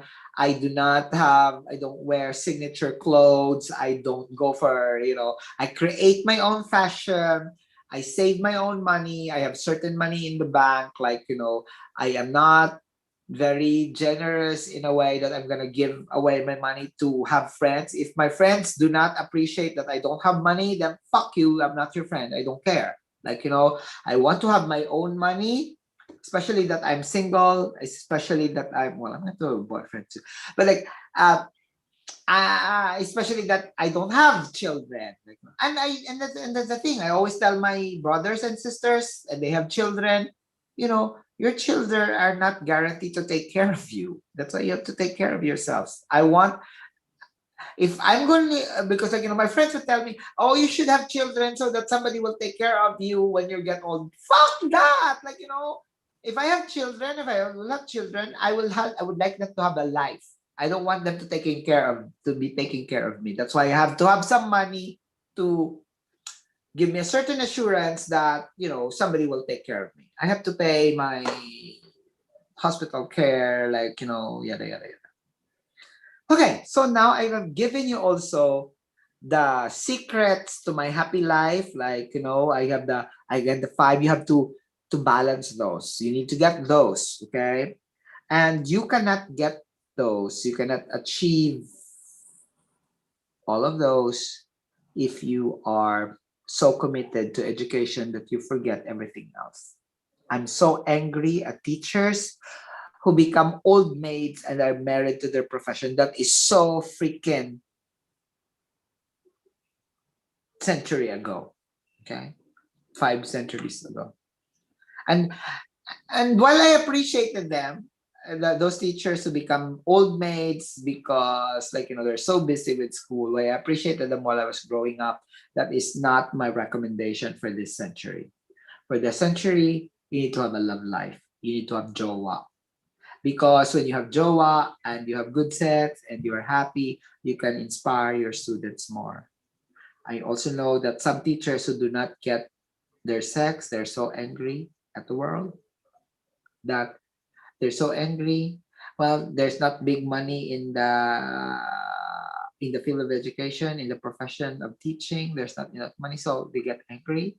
So can you imagine no money, then you have no sex, and then you just have work, and you just have love. Okay, you got love, the love of your students, and then and you don't have, well, if you're getting older, the good health might suffer too. Okay, if you don't have good nutrition, if you don't get paid well, and you cannot afford healthy food, carcinogens and all that. Okay, so you'll be miserable, and that misery you pass on to the generation. Okay, more so in the face to face, because the energy is absorbed in the face to face learning. But even online, you will see I'm happy. Even online, like, you will see I'm glowing. You will even online, you'll understand that, like, this man might be crazy, but he got it together. Like, okay. At this point, are there any questions from the group or the moderators that can help me redirect or, like, clarify some issues? I know our Q&A will be tomorrow, but like if at this point, if we have any, questions, that'd be great too. Um, Now, for now, Sir Peter, we don't have any questions yet. We'll be until 11:30. Then we're okay. gonna have a little break. Then we'll resume later at 1:30. Maybe by the time before we officially start at 1:30, maybe some of the participants might have questions. Then I'll shoot you that question later on before you officially start again at 1:30. And that will be very great because then I can direct my where my talk is going. That's right. So here, I think I have covered the use of humor in education, especially in the times of the pandemic, especially in the times of online learning, the rise of technology, the changing environment, the changing millennium. Okay, so the you know and the growing mental illness and depression of people, and the causes of this depression, I told you also, was the social media and the internet, where people are being disconnected from each other. You got a whole family and everybody has a phone, and there's no more talking, there's no more family meals. So this caused, we cannot open to our parents, and that's why our young people, for example, would create a writer's account, role play account, and they go into this brotherhood of writing brotherhood, writing sisterhood, and that's where they pour their hearts out, yada yada yada. They don't inform their parents what's going on, and then so they vested their emotions online. And when those emotions are not reciprocated, if they don't feel that love, they'll feel more depressed. And when they're depressed, they don't even share it with their parents because they're depressed. They stay in their rooms, they stay with their phones, they sleep with their phones, and then that causes our bigger problem. So I'm glad that I am able to use social media to, spark thought, um, irritate some people, because by in my exchanges, if you look back, all this, I did, I wrote against the Wattpadders, I wrote against the role play writers, I wrote about the smut writers, the porn writers, and the people who encourage them. Lately, I wrote about the people who demand, I call them just stupid because they demand sex rights. They demand rights for sex workers, okay, which I still term as prostitutes. So all this, when I engage them on social media, and that's the thing, you people don't have the time to deal with these people. I have the time. I'm retired. There's nothing that I do all day. I just eat, sleep. And during the pandemic, I'm trying to be there for people. I ran previous to that, I ran a suicide hotline. But during this pandemic, I would talk to people who are getting depressed, and they know that they can talk to me anytime because I'm always 24/7 on the phone if there's Wi-Fi. But it's all this thing that that by writing about this stuff, by observation and people reacting, I actually get to understand them more. And I know, and the more I understand them, the more I know what I'm talking about. Number one, it validates that I know what I'm talking about and I'm an expert because I talk with these kids. Okay? They rant, but I understand what is the reason behind the rant. Okay? They would always say, it would end up, saying, well, you got a point, but it should not be the way that you should deal with the kids. You need to be more kind. They need to be you need to be kinder. You need to be. I said, fuck that. If you cannot afford me respect, I'm not going to respect you. You can only tell me what to do if you are writing, if you are commenting using your real name. If it's a fake account, if it's a dummy account, nah, I'm not gonna listen to you. I am Peter Solis Neri. You have my real name, you have my real picture, you have my real ideas, and therefore you cannot contradict me if you are a fake account. Then I think that's a fair deal. So I can say however much I want to say it. Okay? And you cannot teach me because I know more than you. I know what I'm talking about. You are only representing, like, young people. You are only representing the thought of your generation. You're just thinking, why Z? Well, I'm ahead of you. I think like the boomers. I think, well, not I think like a boomer, but I know how the boomers think. I know how the X generation thinks. I know how the millennials think. I know how the Z thinks. I know the alphas because I have nephews, I have nieces, I have friends, I have the ihados and ihadas, I have godchildren, and I talk to them. And I talk to their parents, and I talk to the lolas and to the lolos. So I know what I'm talking about. So, you may criticize me, but that's only from your point of view. But from the spectrum, from human psychology, I know I'm still ahead. I know that I'm doing right. I know that I'm being effective.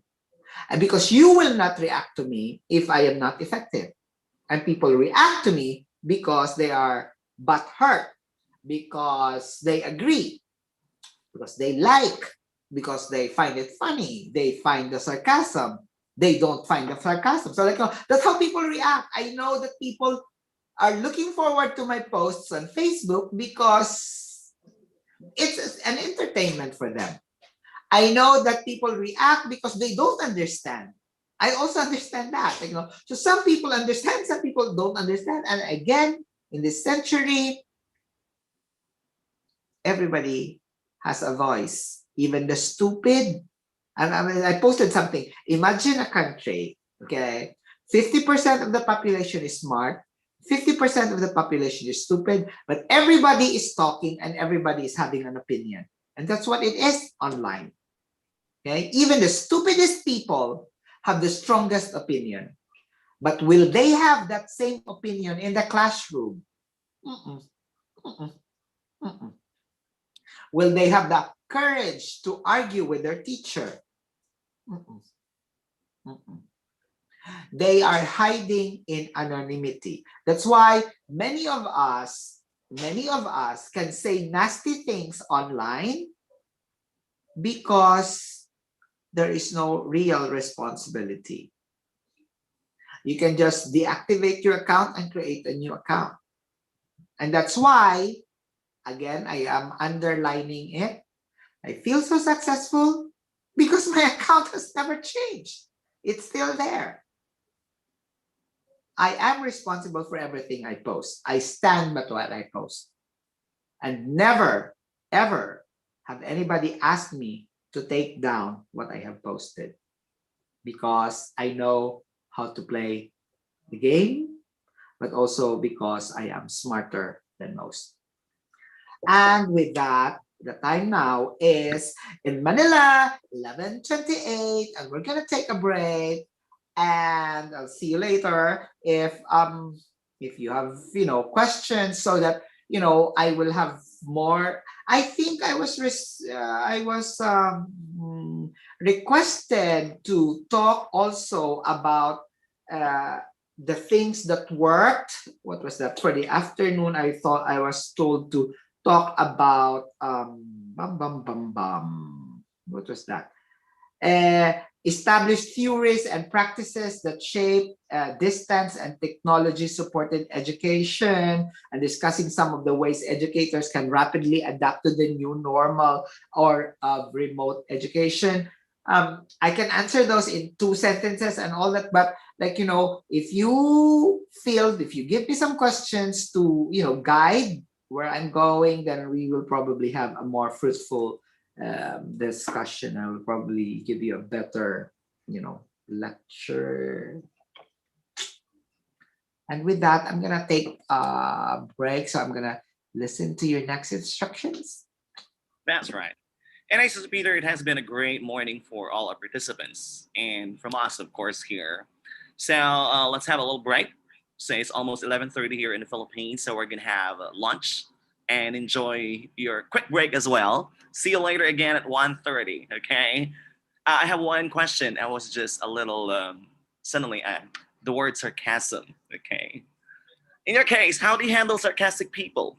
Because sometimes you yourself become sarcastic as well. Do you think that's also an effective way?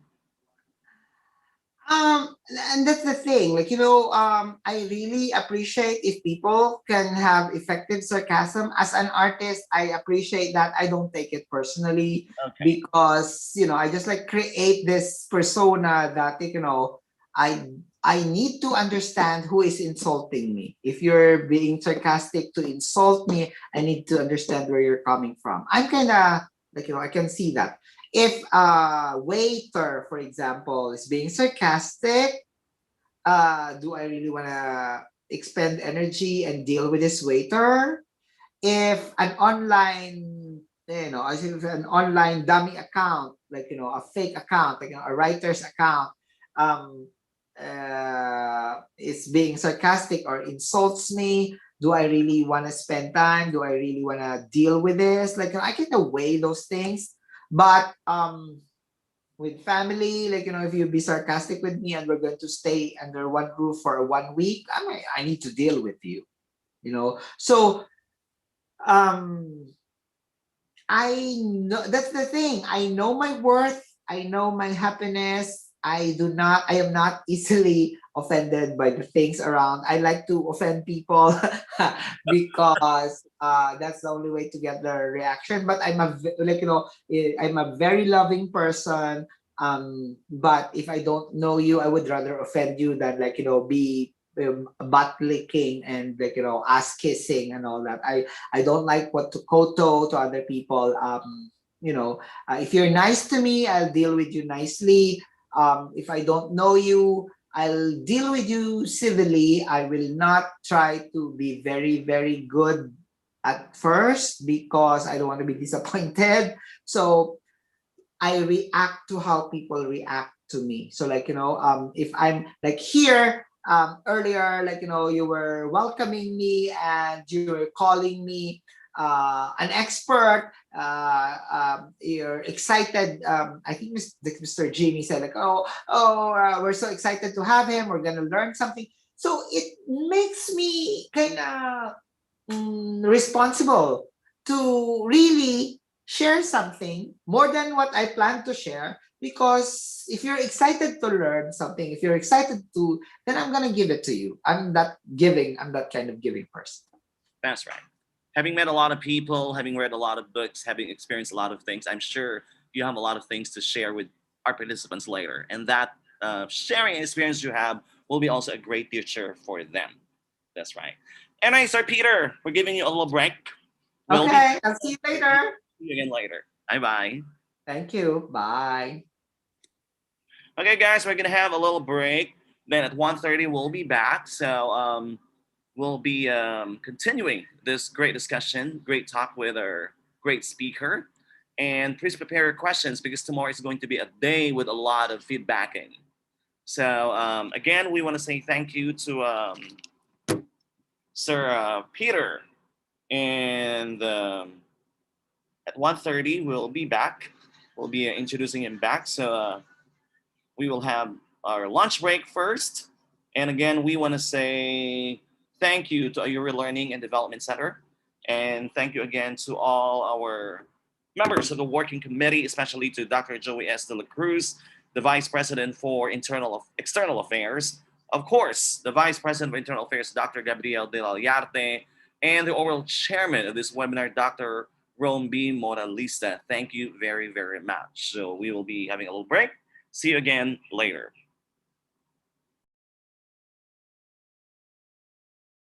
The island of Guimaras, a rural tourism destination for every family.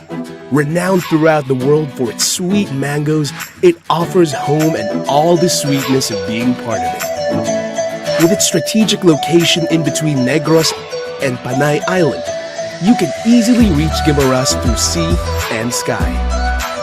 Get a more relaxed ambience with its green environment and be home to the true Filipino culture.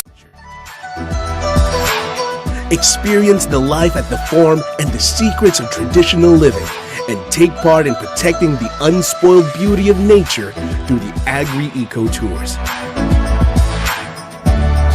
Go on adventure in foot or on bike in the trails of the hills and forests, and enjoy the thrills with everyone. Then, take a leap into the clear waters and witness the world underneath.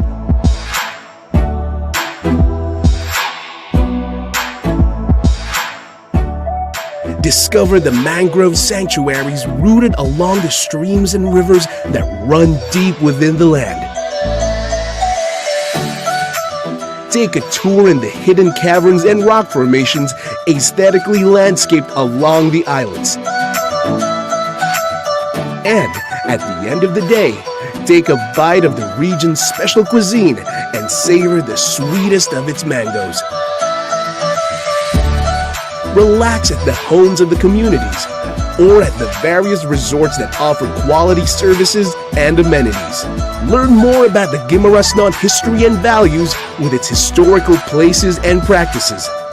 Amuse in the traditional arts that were handed down from generations, such as the novelty of the galleon boats, where the local boat makers highlight the province's vital role in the economy of the past, in trade, and as the masters in building ships. Observe the heart of the island's economy, where the families in every community value perseverance, discipline, and tradition. See how salt is made alongside the farmers that produce them. How the mothers neatly weave the buri leaf to intricately make handbags and other products. Buy some freshly caught fish from the fishermen who went offshore before the sunrise. And complete your experience by first-hand harvesting sweet mangoes only grown in the island. Mangoes are more than just fruits. It became the symbol of what Guimaras is and what it could become. Take a trip back in time.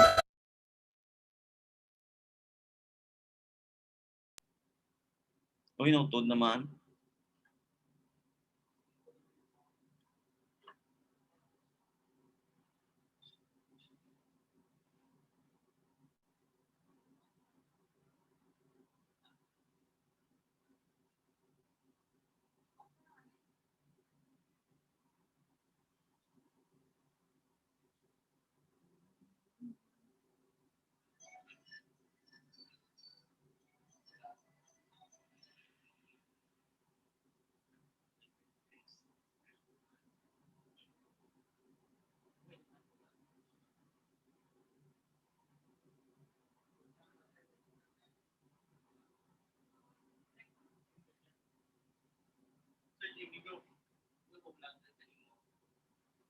Medyo ay gaulag, sir.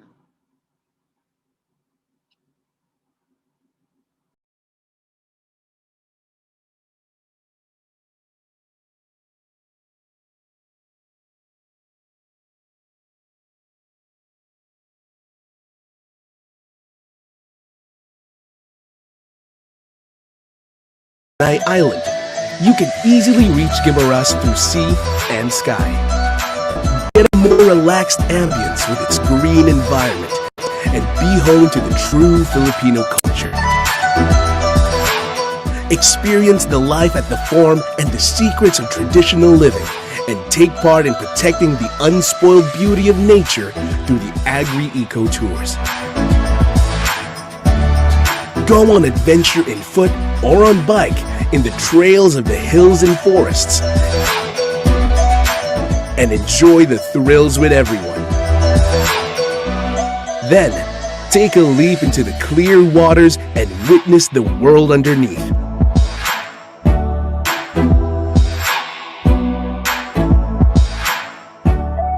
Discover the mangrove sanctuaries rooted along the streams and rivers that run deep within the land. Take a tour in the hidden caverns and rock formations aesthetically landscaped along the islands. And at the end of the day, take a bite of the region's special cuisine and savor the sweetest of its mangoes. Relax at the homes of the communities or at the various resorts that offer quality services and amenities. Learn more about the Guimaras history and values with its historical places and practices. Amuse in the traditional arts that were handed down from generations, such as the novelty of the galleon boats, where the local boat makers highlight the province's vital role in the economy of the past, in trade, and as the masters in building ships. Observe the heart of the island's economy, where the families in every community value perseverance, discipline, and tradition. See how salt is made alongside the farmers that produce them. How the mothers neatly weave the buri leaf to intricately make handbags and other products. Buy some freshly caught fish from the fishermen who went offshore before the sunrise. And complete your experience by first-hand harvesting sweet mangoes only grown in the island. Mangoes are more than just fruits. It became the symbol of what Guimaras is and what it could become. Take a trip back in time.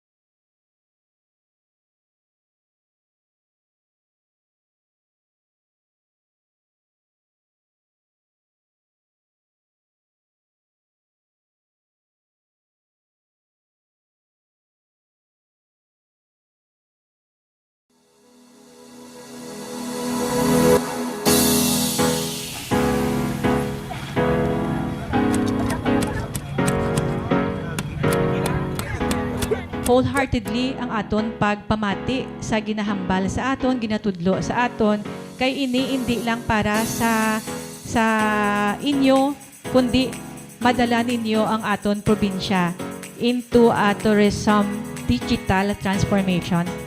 I am very honored to be here and to be a participant of this Tourism Comp 2018 at Guimaras State College. We have a lot of learnings nga natunan, especially nakabuild kami sa teamwork, and I know how to cope with others. 3, 2, 1, go!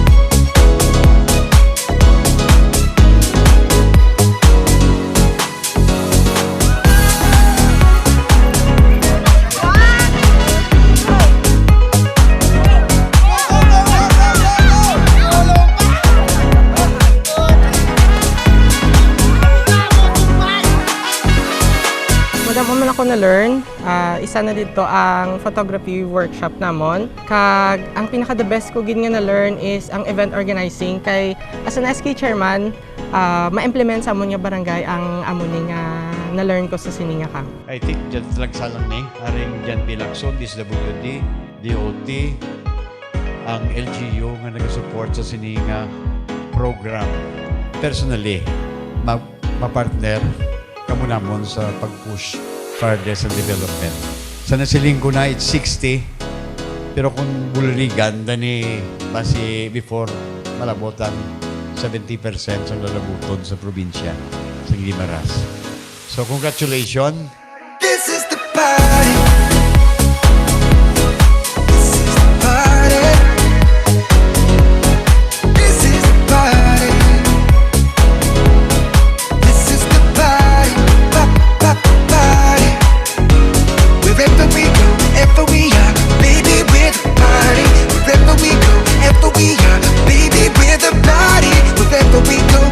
we are. Baby with a body, baby with a body, yeah. Never ever going home, going home. Never ever going home, going home. We're never ever going home, going home. No, never ever going home. We thank you very much for sharing your knowledge with us. Kag nagapasalamat ako sa pag-imbitar sa amon sa diring event sa Tourism Comp 2018.